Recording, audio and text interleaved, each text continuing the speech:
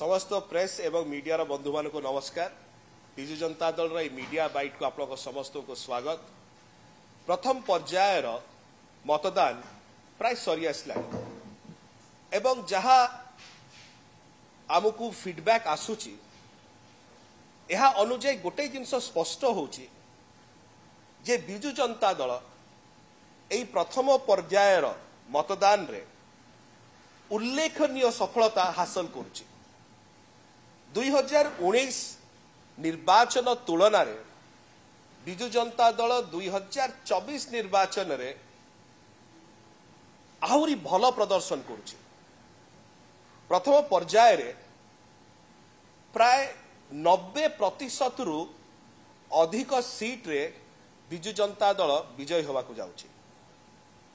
एथिपाई विनम्रतार सह आमे समस्त भोटर भाई भौणी मानू जो माने कलाहांडी नवरंगपुर ब्रह्मपुर एवं कोरापुट संसदीय क्षेत्र अछंती समस्त को आम तरफ हृदय कृतज्ञता ज्ञापन करिया को चाहूचु, धन्यवाद ज्ञापन करिया को चाहूचु आपणकर समर्थन पाई आपणकर आशीर्वाद पाई।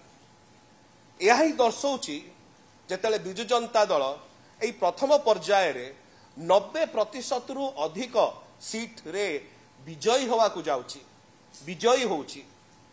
यह ही दर्शाउची कि आगामी दिन मानकरे जो समस्त निर्वाचन मतदान फेज गुड़िक रही एथिरे दल आहुरी उल्लेखनीय सफलता हासिल करिया को जाउची एवं एई प्रकार भावरे 4.5 कोटी ओडिशावासी आशीर्वाद क्रमे विजु जनता दल ओडिशावासी सेवारे क्रमागत भावरे नियोजित है सेवा करि चलथिबो।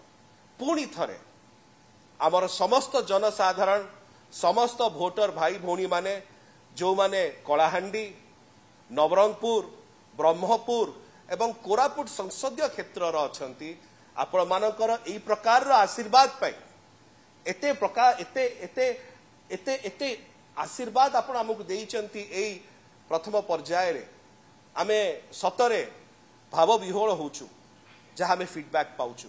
आपण समस्त को आउ थरे हृदय कृतज्ञता आपण समर्थन पाई। नमस्कार।